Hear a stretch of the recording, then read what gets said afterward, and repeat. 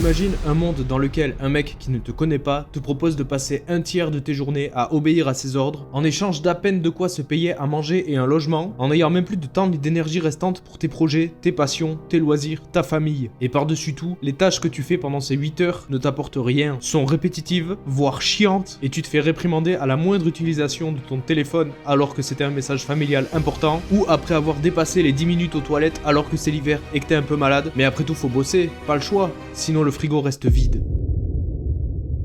Et bien vois-tu, bien que j'ai à peine exagéré mon récit et que tout le monde ne soit pas concerné à 100% par celui-ci, il n'en est pas moins que c'est ce que vit la majorité de la population. Beaucoup passent leur journée à attendre 18h, le week-end ou quelques jours de vacances qu'ils n'ont même pas choisi. Tout ça en étant convaincu qu'il n'y a pas le choix, c'est comme ça, si on pouvait faire autrement ça se saurait, ou pire encore sans même parfois se rendre compte qu'il y a anguille sous roche. Entre ceux qui prétendent être heureux de leur taf de comptable alors qu'ils préféraient être payés à faire de la musique, ceux qui ont fait 10 ans d'études pour pas décevoir papa-maman alors qu'ils voulaient avant tout vivre d'une passion, et ceux mêmes qui vont te rappeler que le boulot c'est le boulot pour t'empêcher d'être toi-même ou de rencontrer voire tenter de séduire des gens alors que c'est sur le lieu de travail que tu passes le plus de temps entouré d'autres humains. Et le pire, c'est qu'on te fait croire que c'est une sécurité d'avoir ce saint graal qu'on appelle le CDI. Alors ok, c'était vrai autrefois, mais on l'a vu avec le Covid notamment que ce n'est plus du tout une réalité aujourd'hui. D'ailleurs, il serait temps que les banques comprennent ça au lieu de refuser systématiquement les prêts immobiliers aux entrepreneurs. Mais bon, ça c'est un autre sujet. Bref, ça peut faire peur, mais faut que tu comprennes que ça c'est la réalité de millions de Français, et au lieu de faire de la politique dans cette vidéo, ce qui serait un combat perdu d'avance, je vais plutôt aller en profondeur dans les méandres de ce piège infernal et te donner mes meilleures solutions pour y faire face à ton échelle.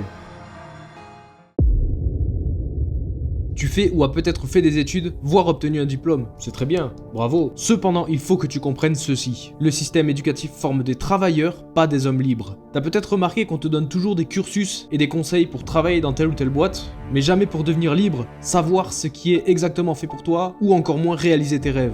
Autre point crucial, la méritocratie quasi inexistante. En tout cas sur le papier. Tu sais, tous ces gens qui font 5, 6 voire 10 ans d'études, même plus, pour toucher que 2, 3, 4 000 euros par mois maximum. Alors oui, je l'ai dit dans d'anciennes vidéos, pour moi la méritocratie existe. Mais uniquement si tu ne prends pas que l'aspect travail dur en compte. D'ailleurs, va voir ma vidéo sur les 6 composantes du travail, ça peut t'intéresser pour comprendre ça. En effet, tous les hommes qui sont devenus libres le sont devenus car ils ont compris comment le devenir. Donc quelque part, oui, on peut parler de mérite. Mais revenons-en à notre sujet principal. L'un des problèmes principaux du salariat est que ton revenu n'est corrélé qu'à ton temps de travail. Ce qui induit deux problèmes. D'abord, ton temps est une ressource limitée, donc tes revenus potentiels atteignent automatiquement un plafond de verre. Et, chose que j'ai vécue personnellement, imaginons que tu finisses ton travail de la journée en seulement 2 heures. Au lieu de pouvoir rentrer chez toi avec la reconnaissance de l'employeur car tu as été extrêmement productif, tu vas juste gagner des tâches à faire en plus pour combler le reste de ta journée et le même salaire exactement à la fin du mois. Dans tous les cas, tu passes ta vie à échanger ton temps contre de l'argent qui n'est qu'un outil et non une fin en soi, et cela sans jamais aucun pouvoir de décision ou presque. Et petite parenthèse, mais j'ai horreur des réunions de fin d'année où on évoque les chiffres de l'entreprise, alors que tous ceux qui ne sont pas au moins actionnaires n'en ont rien à foutre, mais font semblant d'être heureux quand il y a du bénéfice, alors qu'au final leur salaire il n'est même pas impacté. Comme j'en ai déjà parlé, à cela tu peux rajouter le manque de relations profondes au travail, le fait que l'on porte un masque toute la journée sans pouvoir être 100% soi-même, comme si on avait deux personnalités différentes, une pour la semaine et l'autre pour le week-end. Et tu obtiens le cocktail parfait responsable du taux de burn-out en explosion sur ces dernières décennies. Et non, le burn-out ne vient pas quand tu travailles trop, mais lorsque ton travail manque cruellement de sens à apporter dans ta propre vie. Finalement, je veux que tu te rendes compte que pour la quasi-totalité des entreprises, même celles au plus beau discours, l'objectif numéro 1 restera toujours le profit. Et je ne dis pas que c'est une mauvaise chose, bien au contraire, j'ai plutôt tendance à adhérer au capitalisme. Simplement, tu dois garder en tête que tu n'es qu'un pion remplaçable sur un échiquier géant et que l'on te souciera de ta santé mentale ou de ton confort de travail seulement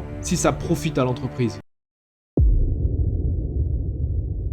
Après avoir entendu tout ça, tu vas peut-être te dire que je veux que tu sois entrepreneur. Mais attends une minute, ce n'est pas ce que je veux. Déjà car beaucoup d'entrepreneurs se trompent en lançant des business dans lesquels ils continuent de courir après l'argent tout en reproduisant les chaînes et les contraintes du salariat. La plupart en effet se lancent pour l'argent, la validation, le consumérisme. Comprends que si tu te lances pour l'une de ces raisons, alors tu restes dans ce qu'on appelle la rat race ou la matrice, même en étant ton propre patron. Si jamais tu veux véritablement devenir entrepreneur, fais-le pour réaliser tes rêves, devenir libre, construire de grandes choses sur le long terme et être fier de ça. D'ailleurs, tu peux très bien aussi rester salarié, car malgré ce que j'ai dit, tout n'est pas si noir dans le salariat. Mais seulement à condition d'aimer ce que tu fais, de pouvoir être 100% toi-même avec tout le monde, y compris ton patron, d'affirmer tes limites et de te faire respecter par tout le monde, et si possible, de bosser pour une boîte ayant une mission qui te prend au trip. Le tout en étant conscient que le salariat n'est qu'un choix parmi d'autres et en ayant fait ce choix de manière totalement délibérée. Il existe encore, et heureusement, des entreprises qui proposent de véritables avantages à travailler pour eux, au-delà de juste quelques carottes basiques comme une pseudo-mutuelle ou des des tickets resto. Peu importe la voie que tu choisiras, ton travail doit avant tout être une extension de toi-même. Un outil pour te développer et atteindre tes ambitions, pas juste une machine à cash ou un cadre superficiel.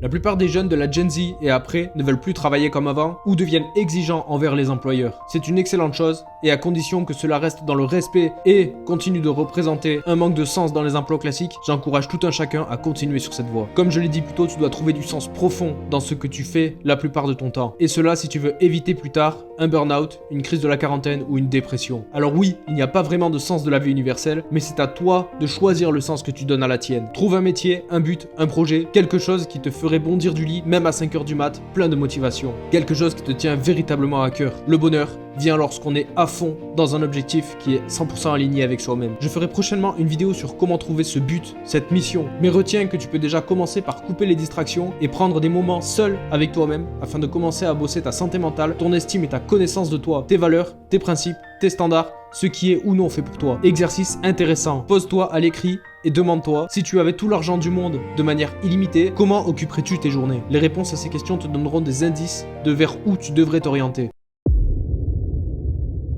Tu peux utiliser le salariat de manière stratégique. Par exemple, contrat temporaire pour mettre de l'argent de côté, déménager dans un certain secteur géographique ou acquérir une certaine expérience. Dans ce cas, garde à l'esprit que tu ne resteras pas à vie dans cette entreprise car tu n'y es pas marié. Une fois que tu te connais suffisamment et que tu as une idée de ce qui pourrait être fait pour toi, commence à bosser dessus, par exemple quelques heures par soir ou le week-end. Développe des compétences en lien avec ces projets et si possible des compétences à forte valeur comme le copywriting, le marketing, les compétences technologiques ou comme moi la création de contenu. De manière générale, des compétences qui te serviront toujours et que contrairement à l'argent, rien et personne ne pourra t'enlever. Aussi, chose importante, pour savoir ce qui est fait pour toi, tu vas devoir expérimenter et tester plein de choses et d'activités différentes. En effet, il n'y a pas une seule voie possible par personne, ni même une seule voie idéale. Mais en réalité, plein de chemins peuvent te correspondre et seule l'action cumulée sur du très long terme te donnera les réponses à cette question. Commence également à bosser sur ce qui t'est cher le plus jeune possible. Il n'y a pas d'âge minimum et plus tu commences jeune, mieux c'est. Passe brutalement à l'action sur ces projets semaine après semaine, tout en te faisant kiffer au quotidien et peut-être qu'un jour tu deviendras cet homme libre qui gère son temps et ses ressources comme il l'entend. Évidemment, si ton taf actuel est nécessaire pour subvenir à tes besoins primaires, je ne te dis pas de tout plaquer du jour au lendemain. Simplement, il faut que tu comprennes que tu dois construire une vie qui te correspond, ce qui est un travail à très long terme. Une vie dans laquelle tu arrêtes de te compartimenter entre pro et perso pour enfin vivre pleinement. Le travail, qu'il soit salarié ou entrepreneur, doit rester avant tout un levier qui sert ton développement personnel. Tu es responsable de ta situation, alors je t'invite à te poser les bonnes questions pour enfin commencer, petit pas par petit pas, à changer les choses une bonne fois pour toutes. J'espère que cette vidéo t'a motivé et inspiré. Si c'est le cas, n'hésite pas à bombarder le compteur de likes et à t'abonner pour me soutenir, ainsi que pour recevoir mes prochains conseils comme ceci. N'oublie jamais que sur cette chaîne, on est une communauté soudée qui joue sur le terrain du très long terme. Et si tu veux aller plus loin dans cette communauté, tu peux rejoindre mon Discord, l'hôtel de l'exception, communauté dans laquelle on s'entraide au quotidien, jour après jour, pour devenir nos versions ultimes, à tout un chacun, sans aucun jugement de valeur négatif. Premier lien en description, attention c'est réservé aux 100 premiers membres. Sur ce mes soldats d'élite, c'était Anto, on se retrouve très prochainement pour une nouvelle vidéo. Ciao.